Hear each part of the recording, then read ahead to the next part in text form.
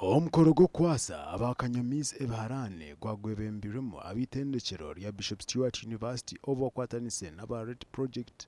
Already 145 participants are being skilled in different programs which will be assessed by DIT. Aba nibarebera aba bari mu district ezirimo Empunji.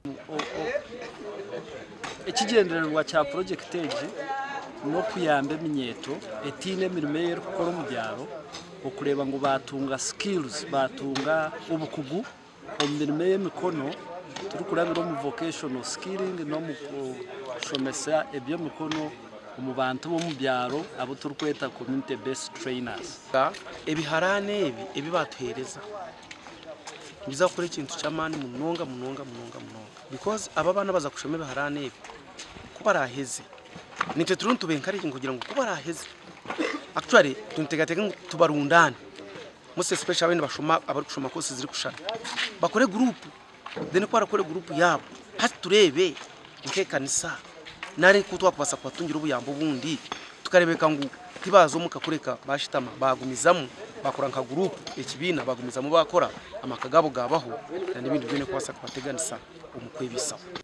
Vice Chancellor wa Bishop Stewart University yanje kushobora awachi evyona bari no bikora.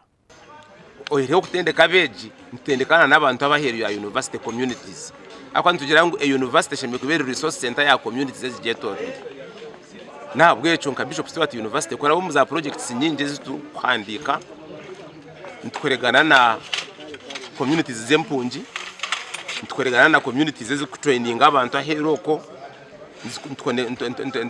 tuyamba ababine ebizutari bya muringo gumwe abakwerefuzi tunemera metu kukorera hero abwachi kanyamizi ekinacho bayunjirana cyo kucishoboraho kandi abantu tushomesa abantu batakubenda bazo mu mashomera ga burijo ahubwo kuba abinji bakazara nambwe aharya iganana n'abandi hima 20 na mukago mu rubo nibije barukonzi urede binabana nibashoma binabana babina hibere abato bakibintu basakuzo mu mashomera ga burijo nibege myoga ningashi emirimo eje mikono kugira ngo bayambe ko iho mu bworo.